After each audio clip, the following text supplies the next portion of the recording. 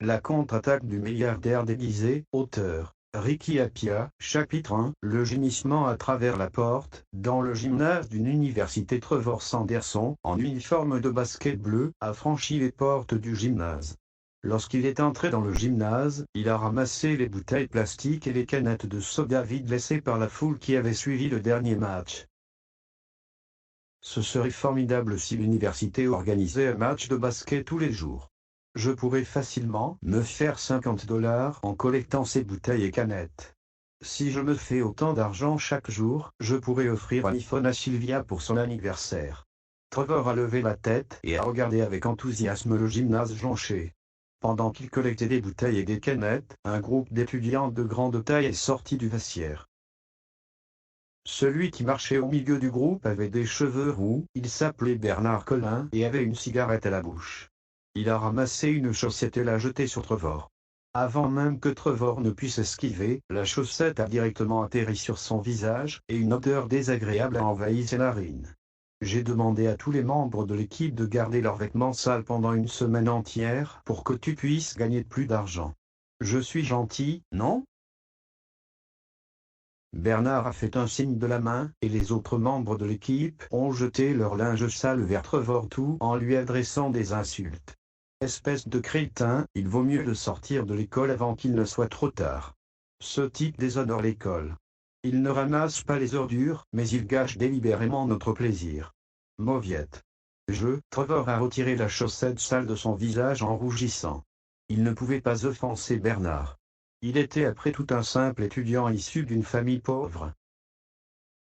Il ne pouvait travailler qu'à temps partiel le week-end et proposer ses services de course et de devoirs à ses camarades de classe pour gagner de l'argent. C'était le seul moyen qu'il avait de se permettre d'aller à l'université.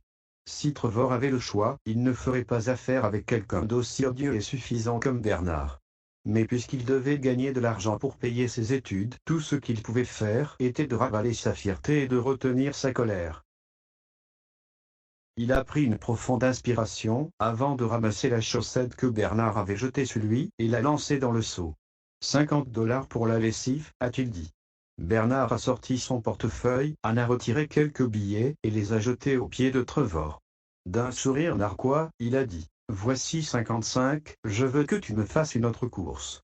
Je veux que tu récupères un colis à la porte de l'école et que tu l'amènes au vestiaire. C'est pour Denny Copé, le leader de l'équipe de basket. Après avoir prononcé ces mots, Bernard a fait demi-tour et est parti avec le reste du groupe, tout excité. Trevor a ramassé l'argent par terre et l'a serré dans son poing. Ils sont connards, dommage qu'ils soient des connards riches. Après le départ de Bernard et de ses coéquipiers, Trevor a continué à ramasser des bouteilles plastiques et des canettes de soda vides dans le gymnase. Ayant rempli son sac poubelle, il s'est rendu au centre de recyclage situé à l'extérieur de l'école pour vendre ce qu'il avait collecté. Il s'est ensuite rapidement rendu à la porte de l'école pour prendre le colis dont Denny avait parlé, puis il est retourné au vestiaire. En chemin, Trevor a soigneusement compté l'argent qu'il venait de gagner aujourd'hui. Il était fatigué, mais il sentait que cela en valait la peine. Il était impatient d'économiser suffisamment d'argent pour acheter des cadeaux à sa chère petite amie. Trevor était sur le point d'ouvrir la porte du vestiaire quand soudain le gémissement d'une femme l'a arrêté dans son élan. Quoi ? Pourquoi cette voix m'est-elle si familière ? La femme de l'autre côté de la porte a poussé un cri de joie. Le visage de Trevor est devenu rouge et son cœur a commencé à battre contre sa cage thoracique. Il a soudain réalisé avec horreur que la voix était si semblable à celle de sa petite amie Sylvia Farov. Oh, Denny, j'adore quand tu me touches les seins comme ça. Oui, comme ça. Ne t'arrête pas.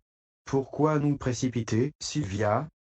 Je t'ai acheté de la lingerie sexy aujourd'hui. Enfile-la pour qu'on s'amuse encore plus. Quand Trevor a entendu leur conversation, il ne pouvait plus le nier. Sylvia ? Que fais-tu ? Le sang de Trevor bouillonnait quand il a ouvert la porte d'un coup de pied. Il était abasourdi et terrifié par ce qu'il a vu.